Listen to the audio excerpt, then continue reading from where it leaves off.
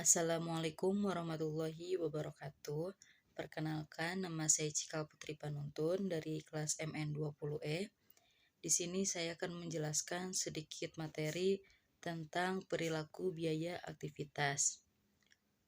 Apa itu perilaku biaya? Istilah umum untuk mendeskripsikan apakah biaya berubah seiring dengan perubahan keluaran atau output. Jadi perilaku biaya ini akan mendeteksi apakah ketika keluaran output atau produksi bertambah maka biayanya akan bertambah. Kemudian ada dasar-dasar perilaku. Yang pertama biaya tetap atau fixed cost, yaitu biaya yang jumlahnya tetap sama. Ketika keluaran atau output berubah titik, artinya akan tetap konstan dalam rentang yang relevan ketika tingkat output aktivitas berubah. Yang kedua, biaya variabel atau variable cost adalah biaya yang dalam jumlah keseluruhan bervariasi secara proporsional terhadap perubahan output. Yang ketiga, biaya campuran atau mixed cost, biaya memiliki komponen tetap dan variabel. Selanjutnya ada klasifikasi biaya sesuai dengan perilakunya. Jadi, klasifikasi biaya ini bisa diklasifikasikan menjadi dua, yaitu batasan waktu adalah di mana menurut ilmu ekonomi, kalau jangka waktu panjang, semua biaya adalah variabel. Tapi kalau dalam jangka pendek, paling tidak satu biaya adalah tetap. Berdasarkan sumber daya dan ukuran keluaran, adalah setiap aktivitas memerlukan sumber daya untuk menyelesaikan tugas yang dilakukan. Selanjutnya ada penilaian manajerial. Jadi banyak manajer menggunakan pengalaman dan observasi terhadap hubungan biaya pada masa lampau untuk menentukan biaya tetap dan variabel. 3 hal yang biasa dilakukan oleh manajer. Pertama, berapa manajer yang menentukan aktivitas tertentu menjadi kategori tetap dan menjadi kategori variabel tanpa menghiraukan kemungkinan biaya campuran. Yang kedua, mengidentifikasi biaya campuran dan membagi biaya tersebut ke dalam komponen tetap dan variabel.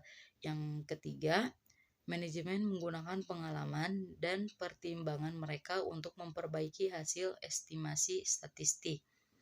Selanjutnya ada metode pemisahan biaya campuran. Metode tinggi rendah suatu metode untuk menentukan persamaan suatu garis lurus dengan terlebih dahulu memiliki dua titik atau titik tinggi dan titik rendah yang akan digunakan sebagai titik dengan tingkat keluaran atau aktivitas tertinggi. Titik terendah didefinisikan sebagai titik dengan tingkat keluaran atau aktivitas terendah. Yang selanjutnya metode scatterplot adalah suatu metode penentuan persamaan suatu garis dengan menggambarkan data dalam suatu grafik. Langkah pertama dalam menerapkan metode scatterplot adalah menggambarkan titik data sehingga hubungan antara penyetelan dan tingkat aktivitas dapat terlihat. Yang selanjutnya metode kuadrat terkecil, yaitu the least square method. Metode kuadrat terkecil menguadratkan setiap deviasi dan menjumlahkan deviasi yang dikuadratkan tersebut sebagai ukuran kedekatan keseluruhan. Pengkuadratan deviasi ini menghindari masalah yang disebabkan oleh bauran angka positif dan negatif. Selanjutnya ada penggunaan program regresi. Program regresi Scriptsheet menyediakan lebih dari sekedar perkiraan koefisien.